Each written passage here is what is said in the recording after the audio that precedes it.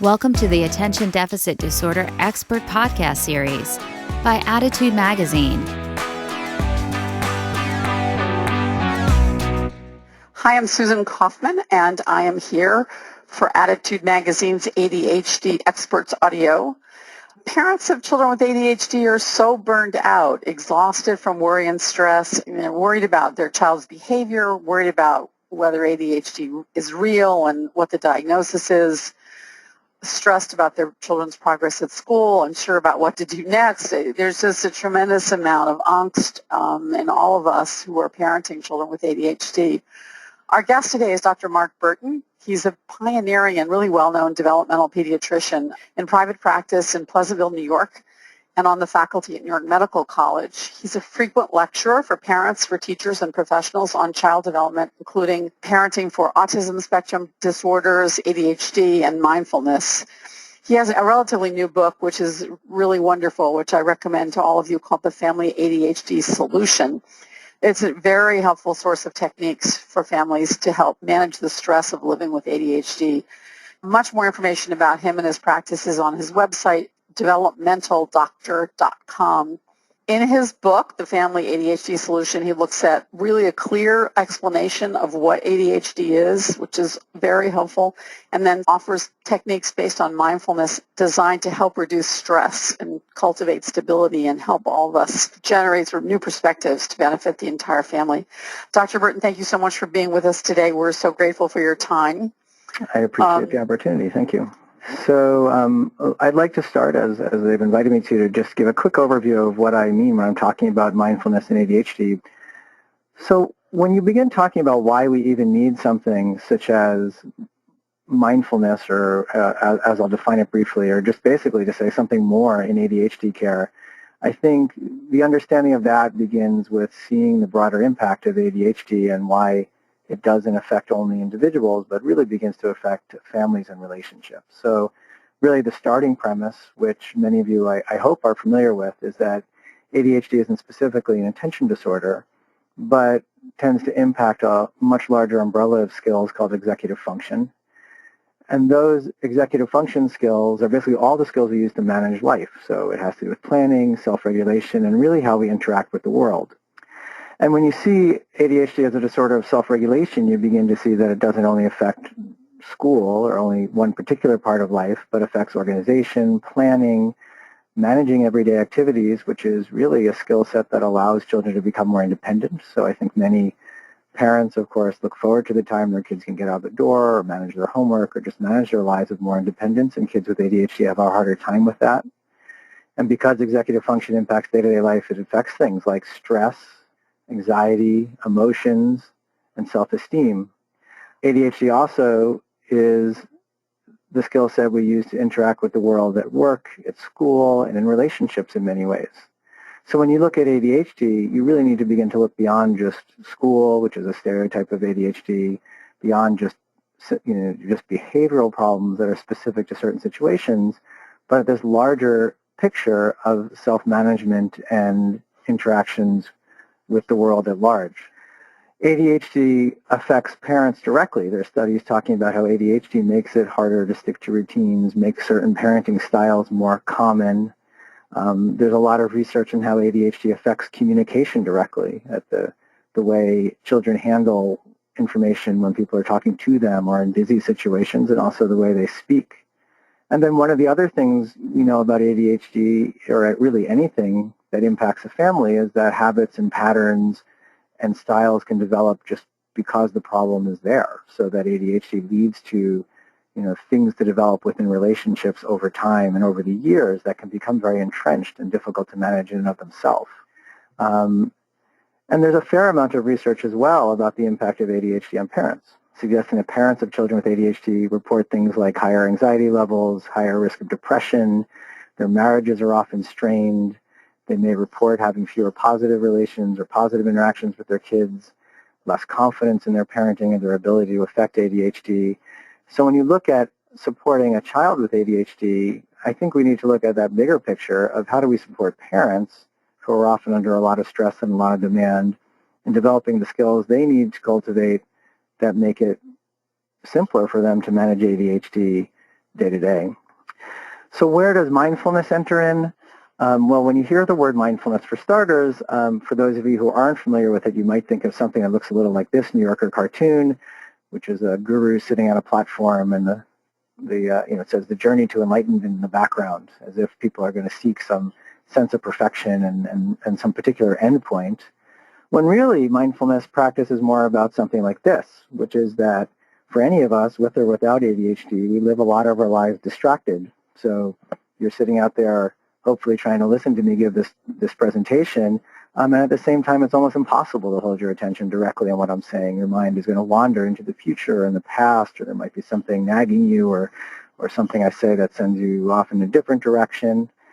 And that basic premise, the fact that most of us live with this ongoing distractibility, is kind of the core to mindfulness practice in a way, or at least the start to mindfulness practice.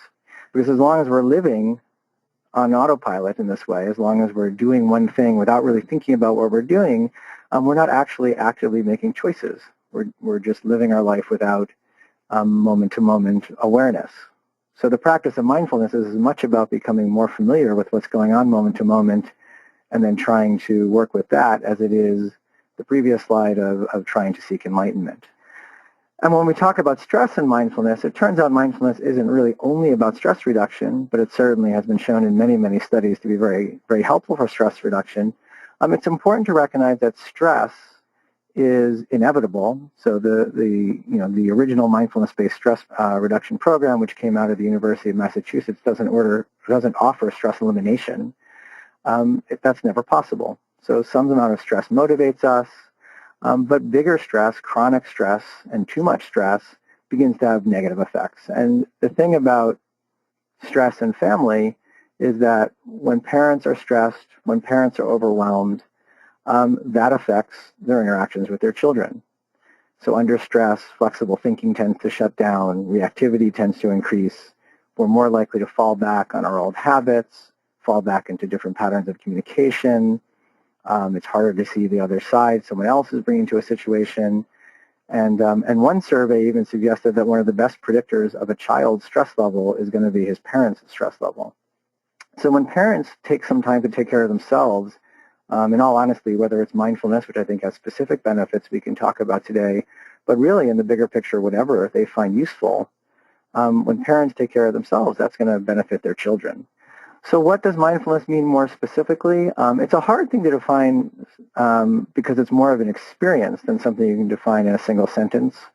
But in many ways, what we're saying with mindfulness, the traditional definition is that instead of being on autopilot, we're just going to practice without any real expectation of ever having a completely still mind, paying more attention to our immediate experience with a measure of openness and objectivity and bringing compassion to the experience. So it's not sort of forcing ourselves to feel like it's all good. It's more a balance of, as in the traditional serenity prayer, trying to actively cultivate the ability to more accept what we can't change and to very proactively change the things that we can. So mindfulness isn't specifically, one of the ways we build mindfulness is through a specific type of meditation, but mindfulness itself is not a meditation practice. It's just an ongoing practice to try to bring that awareness to anything we're doing. It could just be playing catch with our children in the backyard and trying to just be there for them for those few minutes instead of lost in a work meeting or planning dinner or the weekend. But more specifically, it is a type of meditation that is fairly accessible. There's no particular premise to it except that we're going to practice focused attention. A lot of research has shown that if you practice focused attention, your ability to attend does improve, although none of it suggests you can erase ADHD that way. So in this particular practice, we're just trying to pick something to focus on. Often it's breathing, although it doesn't have to be. And not really trying to do anything more with that. We're not trying to make anything special happen. There's a lot of things that happen from there. We're just trying to practice that degree of focus. So our mind wanders and we come back to that sensation of breathing. So in many ways, it's like cognitive fitness training. So that just like you can train your body to improve certain skills through exercise, it turns out that the brain develops in the same way. There's a concept in brain development now called neuroplasticity, which is that anything we choose to do repetitively actually rewires the brain. And mindfulness is one of the most studied. So how does mindfulness relate to ADHD care? By bringing this type of awareness to our day-to-day life, we're working with things as a parent, like being more responsive instead of reactive. I'm thinking more flexibly around problem solving instead of falling back while on autopilot on habit, and on working more directly with skills like compassion and for ourselves and the stress that we're experiencing, for our children and what they're experiencing, and just working under the assumption to some degree that if we can take care of ourselves in this way, that in and of itself will affect ADHD care. And one of the things I hope to be able to talk about for the rest of the session today is that I really feel like mindfulness helps support all the traditional evidence-based things that we're being asked to do around ADHD care. Mindfulness supports behavioral management. Mindfulness supports decision-making. One of the things I think that comes up with a lot of behavioral programs around ADHD is that we're being asked as parents to do things differently than we've ever done them before, but change itself is hard, and that's something that mindfulness can support. So I think I'll end there, and then I'm looking forward to all the questions. So thanks, everyone, for listening to that. Okay.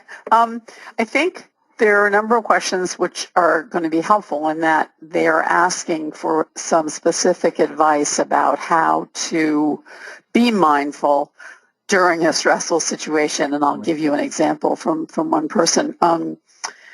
Quote from Marlene: "My nearly 10-year-old son was recently diagnosed with ADHD. He's bright, but he struggles completing tasks. The bedroom routine is and has been a nightmare for me for over a year.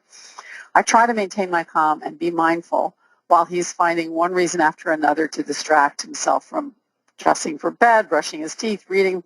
The entire family is suffering as both parents are trying to focus to keep him on task while the other children are ignored.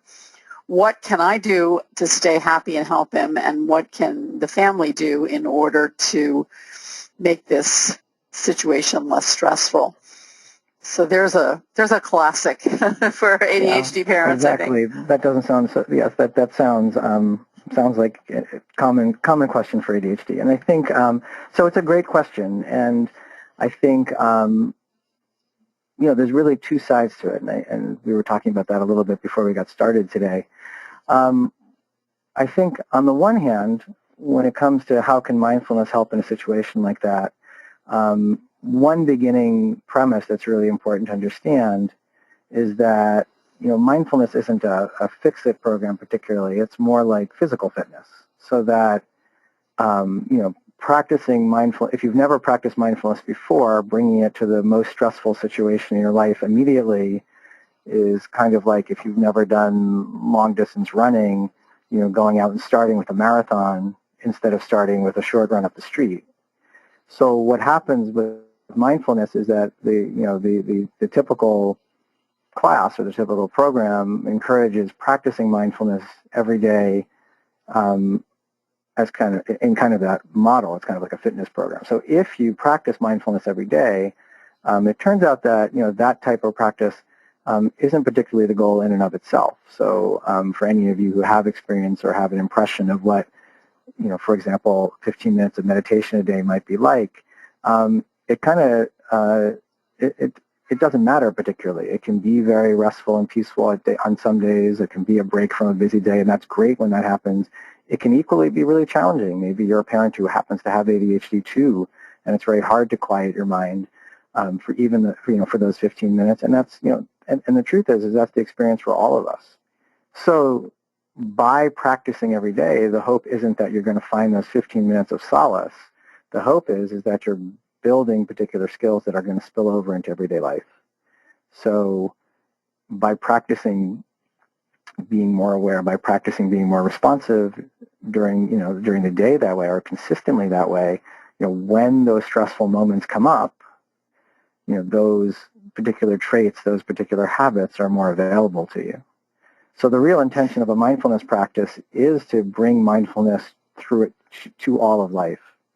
And so there's if you have then done that practice and become familiar with it, there are certainly ways to use mindfulness in that moment to to use those techniques to settle yourself in that moment or to take a break, from that even for just a few seconds to just bring yourself back to, what you might do or how you might, work with the fact that you're feeling, really, really angry and overwhelmed. But that's not going to be the starting point typically, so that's one side of it. And then the other side of it too is just a recognition that parenting ADHD is really, really hard. Kids with ADHD don't internalize routines like the bedtime routine or the morning routine as quickly as their peers, and it is really challenging. So that, bringing mindfulness to that as a way of acknowledging and working with our own reactivity. And as the talk goes on, I can try to talk about some of the techniques more specifically. I think people would really, from what they're posting, they would really like to hear I will. a little bit more about the techniques for practicing mindfulness. Okay, I'll do that. I'll come to, okay. I just want to finish that one thought. Oh, sorry, sure. That's okay. That the other side of it is kind of looking at things, looking at each day as a way of, okay, what have we tried in the past around the sleep routine and what could we try in the future? So that part of the practice of mindfulness and part of managing ADHD is just recognizing that kids with ADHD often need very specific, particular types of supports to learn a sleep routine, or parents might need to do things differently to manage the sleep routine or the morning routine. Not that they've ever done anything right or wrong before. Everyone does their best, all the time, because, why wouldn't you? But just to be open to the fact that if you've been doing it that way for a year, even though it seems like there's no other options, perhaps there are. And that's another way that, the practice of just being objectively or compassionately aware of our moment-to-moment experience, often allows us to give ourselves the slack or give ourselves the opportunity to try something different instead of just the habit. So let me stop there in terms of that one question. In terms of how to start a mindfulness practice, there are a lot of classes out there that are a great starting point and are a way of getting the practice begun. The most common, there's several different ways to begin a mindfulness practice. The most common type of mindfulness meditation that people are most familiar with is probably focusing on the breath. And there's a few things to know about that. I mean, the most specific thing is that type of focus, we're picking the breath only because it's there. There's really nothing special about it. We're not trying to do anything about it. It's just something we can focus our attention on that isn't all the mental stuff that's going on for most of us all day long. There's a concept when you're talking about mindfulness and how the brain works called monkey mind, which is to say that we all have it. Your brain just sort of jumps all over the place. It makes thoughts. You have experiences, and they're all real, and there's no there's no way to eliminate all of that. But what we can work on is just the act of paying attention. So a beginning mindfulness practice, which you can, there are many, many ones you can download online that are sort of guided meditations. There's a couple of links I have on my website to sites that download those types of practices, is just to practice every day, focusing on breathing. There's a physical sensation to breathing. You can feel it when your belly rises and falls, or you can feel it when the air moves out of your nose and mouth. I mean, you tell me, Susan, but at some point when we're pacing this, I'm happy to even lead that for a minute or two here. But that is really the core of the practice. And what's really important for anyone starting to recognize is that the fact that you get distracted, the fact that it's impossible to hold your attention on breathing is the point. It's kind of the expectation. And the whole practice, if you didn't get distracted, you wouldn't even need to be practicing it, is what it comes down to. So you just expect the distractions, and you might pay attention for just a handful of breaths over 10 minutes, and that's fine. Maybe next time it'll be a little more, and maybe the time after that it'll be a little less.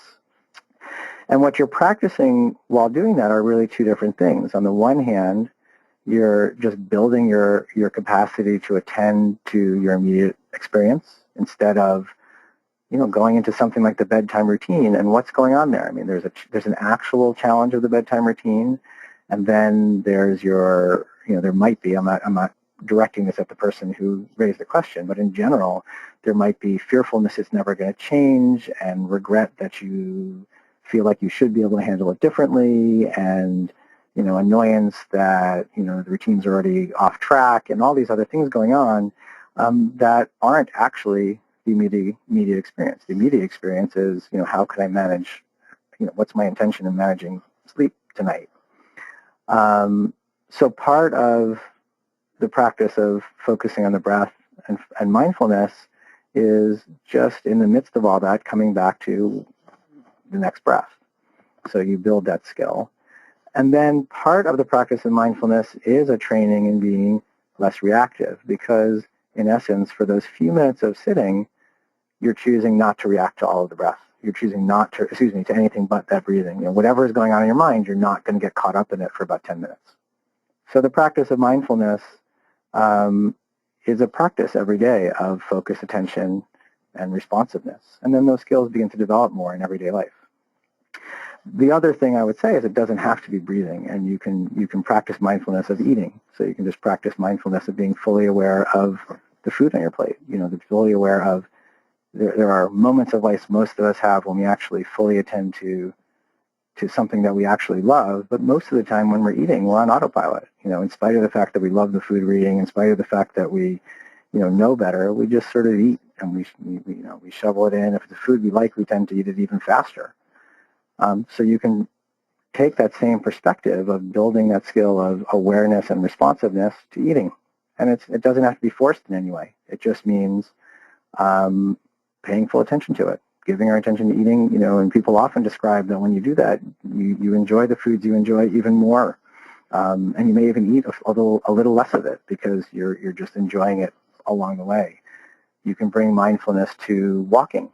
So, if you have to walk from here to the store or here 7 blocks in Manhattan, instead of just staying caught up in all your worries or fears or, planning for the next day or whatever happened that morning, you can just bring your attention back to that actual experience of being on the streets of Manhattan.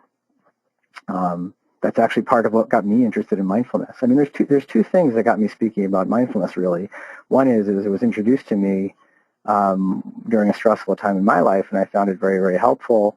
And it reminded me a lot of hiking because I'm a hiker. I like going outdoors, and there's that place you get to hiking where you sort of leave the stressful stuff behind for a little while, or I do.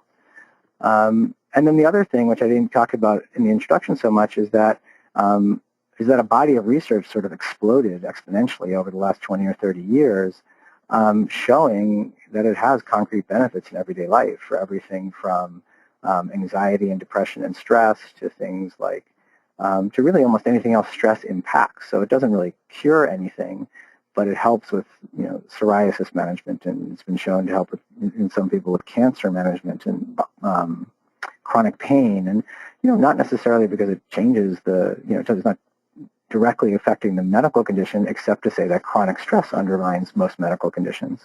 So that if you can manage stress differently, it improves the overall capacity, the overall health.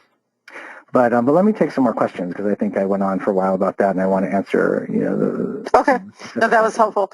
Just before we leave mindfulness training, questions from some of the participants about at what age children can be taught mindfulness. Can children be taught mindfulness, and are there classes, techniques for teens to be taught mindfulness? Those are all great questions and really, really common ones. And it turns out, there's, again, two sides to that answer. The one thing is that you can't really teach someone mindfulness or expect a child to pick up mindfulness unless you're kind of living it yourself.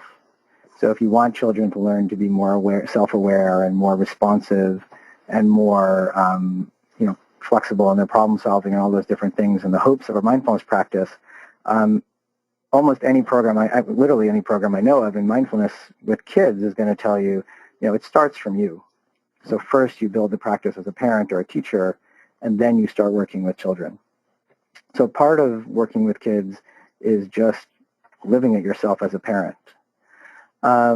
But beyond that, there is a growing body of research about how to work with children in mindfulness. Now, the research isn't just far along with kids about proven benefits quite as much as with adults, but there is a lot of research about classroom-based mindfulness programs.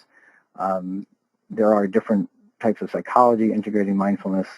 So there's a mindfulness-based program for depression, and there's one for borderline personality, which may overlap with some teens.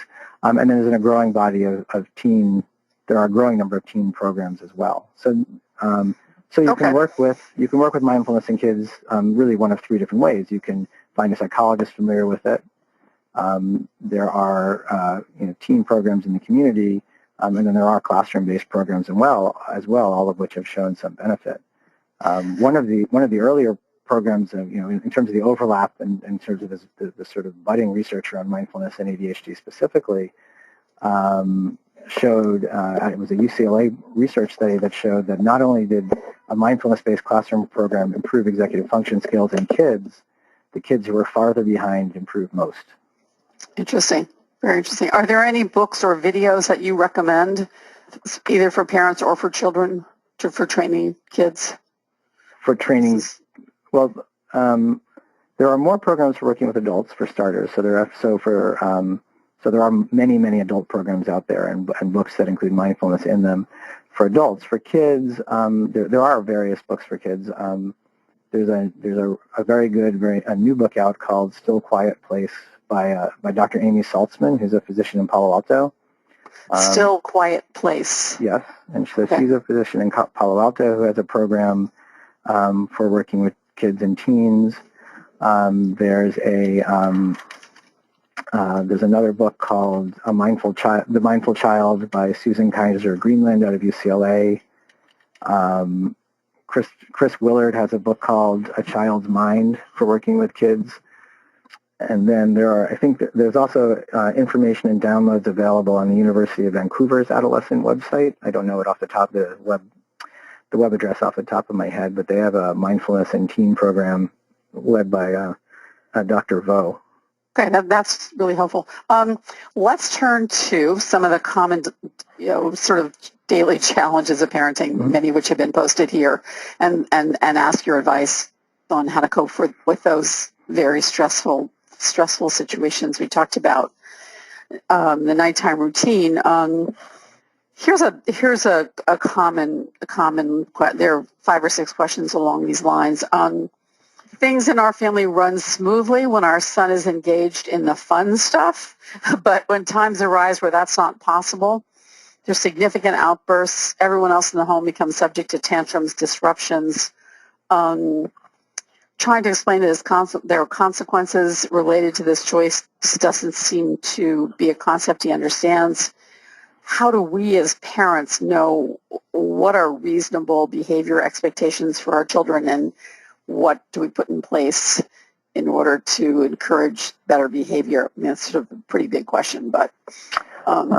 it's a great question, though, and it's a very important one. I think when it comes to working with children around executive function and ADHD, I think, the starting point, the most important point to me is that a diagnosis of ADHD hopefully gives you some perspective on their development, and so that one of the things ADHD is saying, in essence, is that someone has a developmental delay in executive function, so that they may be 10, but their ability to manage their emotions or organize their homework or do a sleep routine, is many years behind, is 4 or 5 years behind. And so that when you're talking about behavioral management in ADHD, the general guidelines are the same as for any other child, is that, you need to work with the extremes first.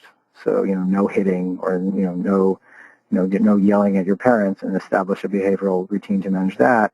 But you have to do it from a perspective of just recognizing that there also are skills that are behind. So they might not be capable of managing the same expectations of other children. When you talk about behavioral management and ADHD, I think one of the things that's important to recognize is that kids with ADHD get corrected all the time. And establishing a behavioral plan for ADHD really needs to very proactively balance a lot of positive supports, positive parenting in ways of using targeted praise, using reward systems in a structured way with consistent limit setting.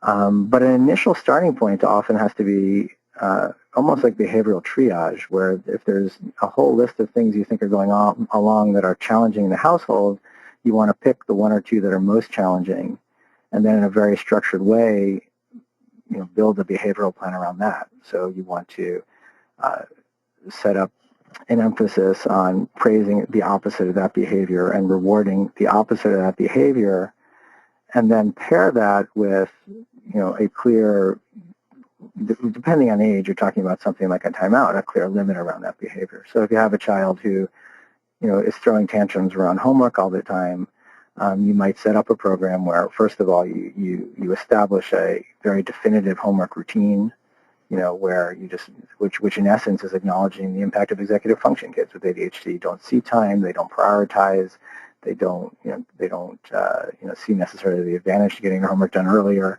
So you just set up you need to set up a routine typically, write it down because they have a hard time often keeping track of routines on the fly. So even though they know the details, they don't keep track of them. And then to make it more positive, you might tie that routine to reward. So that instead of arguing over homework, you establish a system where every day they do their checklist without arguing, they earn a point towards something.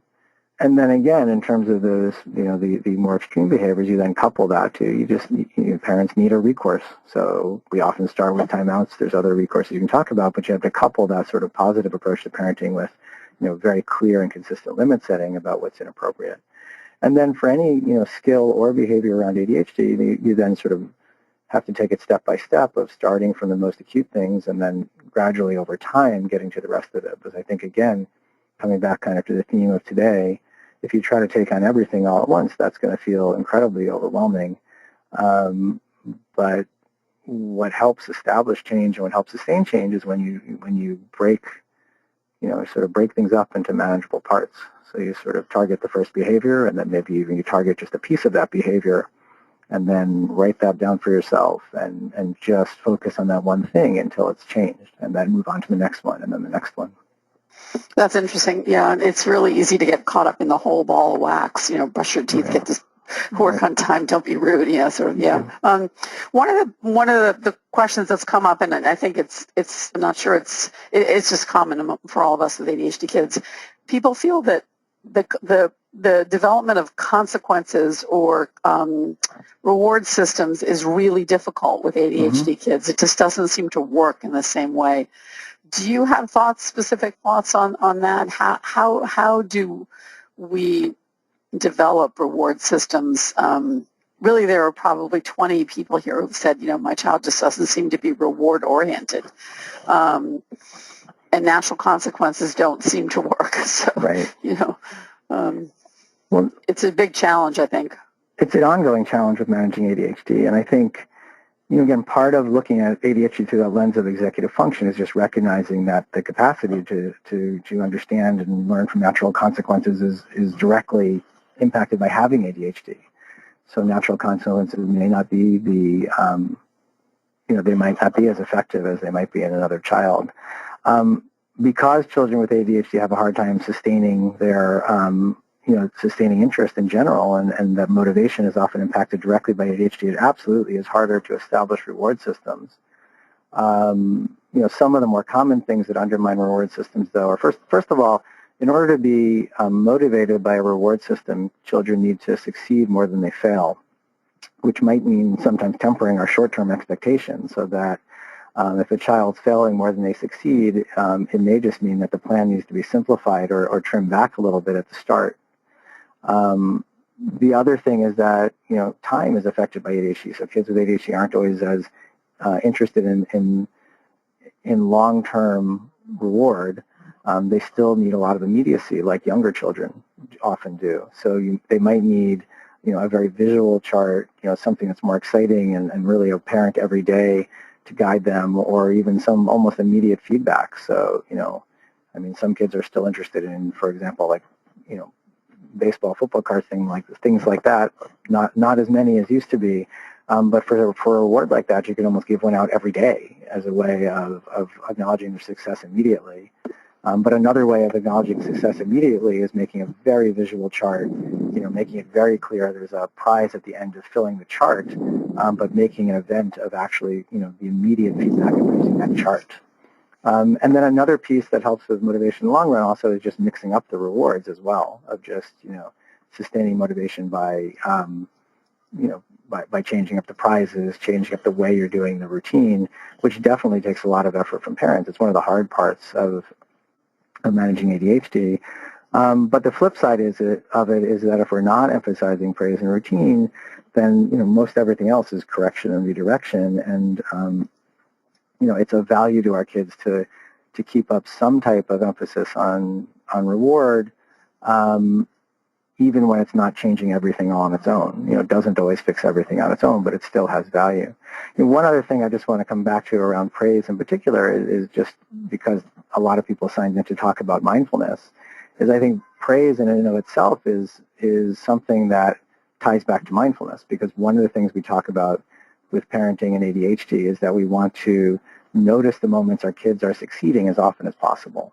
We want to make sure, empty praise doesn't have much value, but we want to make sure our kids are aware when they are doing, what we'd like them to be doing. And what often happens, like if you think about a typical morning, the morning's chaos and we're trying to get out the door and something goes wrong and we're stressed about the bus, is that as parents, we're all caught up in that chaos. So we're caught up in our heads and something, there's a little bit of a spat, and now we're just lost in the fact that we're angry and we're worried, and 20, 30 minutes may pass where we're not really paying a lot of attention to what's going on. And during those 20 or 30 minutes, lots of small things go well. So when we're practicing mindfulness, what it allows us to do often is to, sort of notice ourselves being spun off because something has gone wrong in our morning routine, and then to recover quicker so that we're then able to stick with our intention, which is, oh, look, the kids are playing together well, or, oh, look, he went to brush his teeth without a reminder, even though we were fighting out of, getting dressed. So, some of that overlap between why does mindfulness support ADHD care is that, in that moment-to-moment stressful family life, it allows us to bring our attention back to, to what's going well, or just back fully to our kids.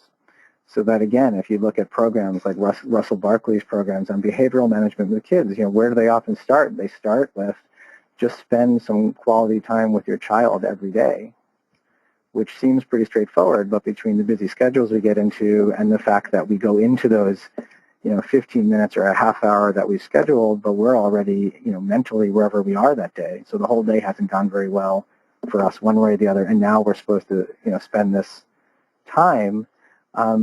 What the practice of mindfulness often allows is that we can then bring our attention just like right now, in spite of everything else that's gone on today, we're just going to play catch. We're just going to play Monopoly. And just giving your child your full attention for those few minutes, is very valuable for relationships, as part of the overall picture. That makes so much sense. Life is so stressful today, and with ADHD families, it's easy to get into a cycle of just nothing but negative feedback, and, yet finding the time to really just, play a family game or whatever is definitely difficult. But yeah, I think that's really good example. A question about executive function. One of your early slides mentioned how executive function impacts negatively ADHD children's self-esteem. Mm-hmm. And Faith is asking whether you could give some examples of that and how that works. Just again to clarify what's really going on with an ADHD child, which is, I think, one of the things your book does really well. Oh, thank you. I think most of us working in the field of ADHD now feel that ADHD isn't so much a disorder of attention, as I started with, but one of executive function. And executive function skills are the skills we use to manage kind of all of everyday life. And one of the best descriptions, one-line descriptions of ADHD in that way is Dr. Barkley, who said that ADHD isn't a disorder of not knowing what to do, it's a disorder of not doing what you know. So when someone has ADHD, they can be brilliant and motivated and academically strong and trying very hard to please their parents and trying very hard to get along with their friends. but because they have a developmental delay in executive function, their capacity to do all that moment to moment is impaired. So that in spite of themselves, they mess up a play date, or in spite of themselves, they forget to do their homework, or they forget to do a chore, or they're reactive and they say something nasty.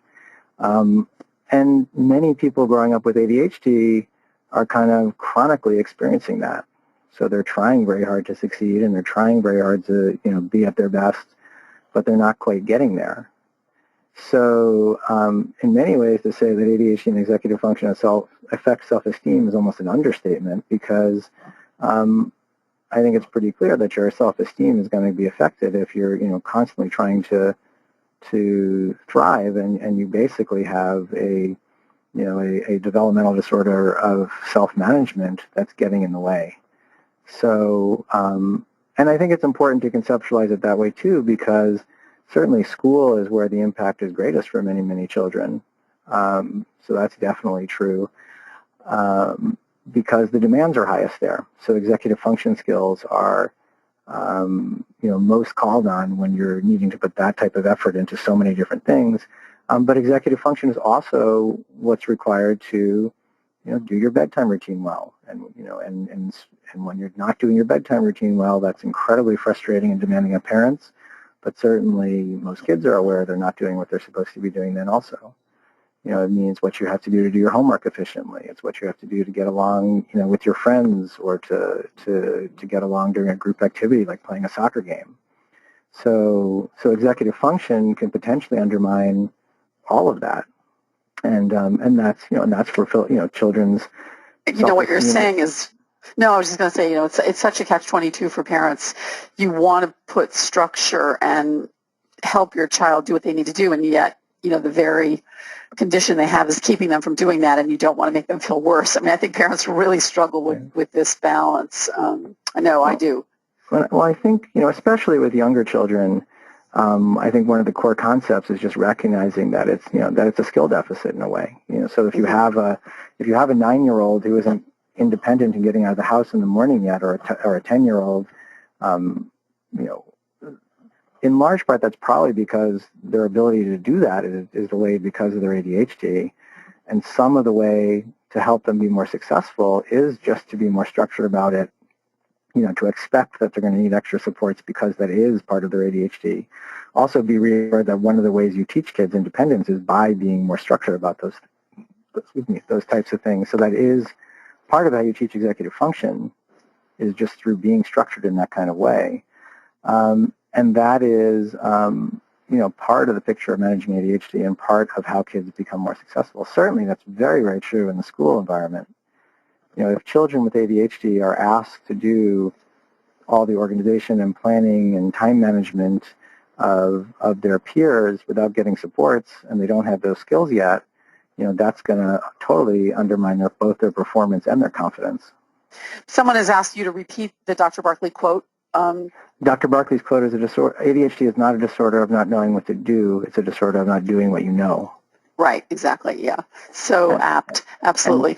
Yeah. Yeah, and that's a tough concept. I mean, the average child with ADHD, once they reach a certain age, could tell you exactly what they're supposed to do for bedtime or for homework or in the classroom.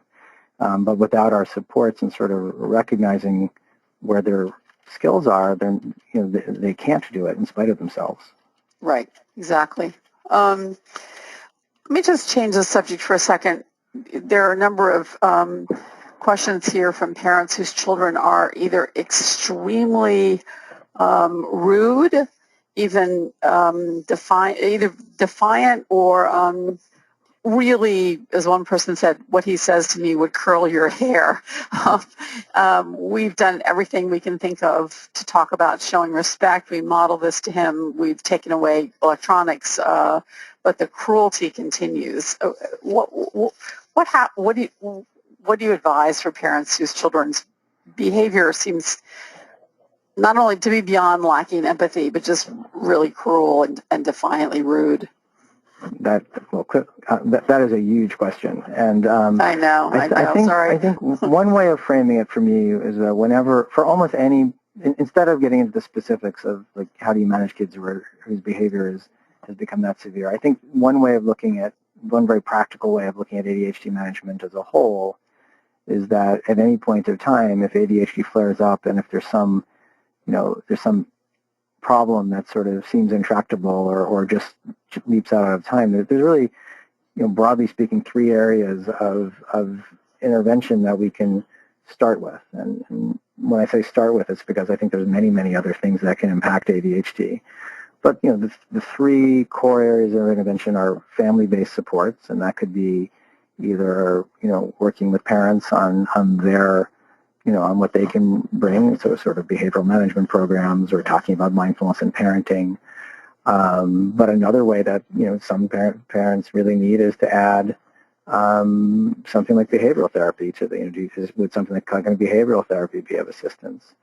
A second thing to look at when kids are struggling, even when it's oppositional behavior at home, is for some kids is just, are they getting adequate school support? So are the demands of the school environment too high for them? So another thing to do is look at whether the school plan is appropriate and whether the homework load is appropriate and whether they need more supports in either of those areas of life.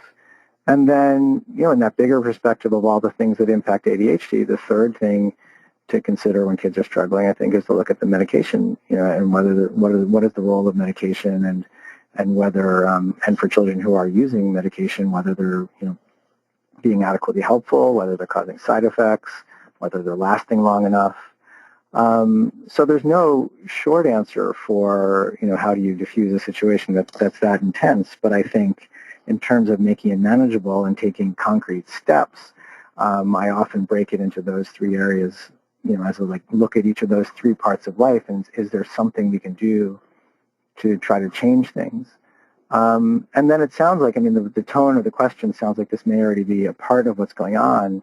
But again, to return to mindfulness, one of the things we can look at is that in the moment, in any particular confrontation, the only action we directly control is our own. And one of the things I think to look at is that even though it's, an example I sometimes use is if you wanted to advise someone like across the country who has a boss who's totally volatile, totally, unmanageable himself, but they need to go in and negotiate a raise or negotiate something different at work, how would you advise them to comport themselves in a way that would both not escalate the situation, but also allow them to stick up for what they really think needs to happen?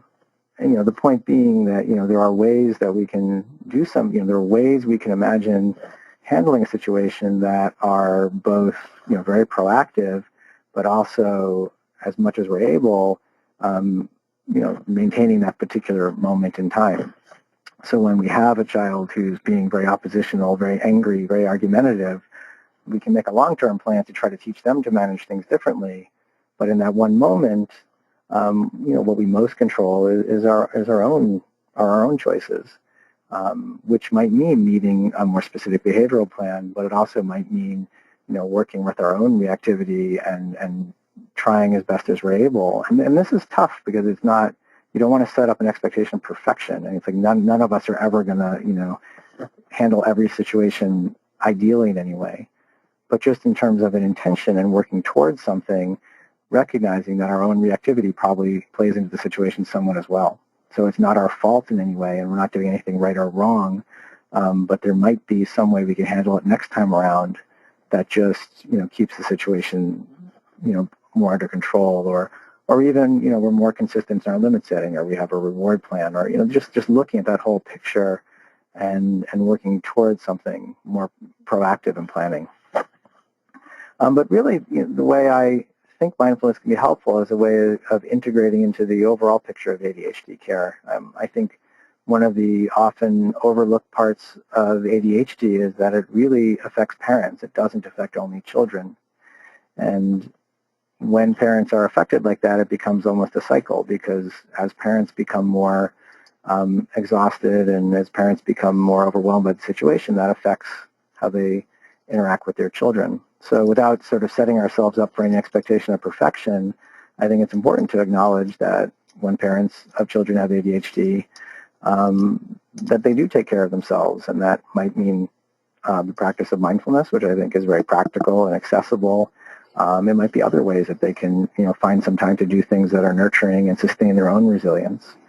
But the practice of mindfulness specifically, by allowing us to, get out of autopilot, to be more aware of the nuances of what's going on, to work with our own capacity to be more responsive and less reactive and more creative in our problem solving and less habitual, has very distinct advantages towards, I think, being a parent as a whole, and really can support almost any aspect of ADHD care you're trying to implement in a household. So I hope people found the hour helpful, and I wish you all well in working with your own families.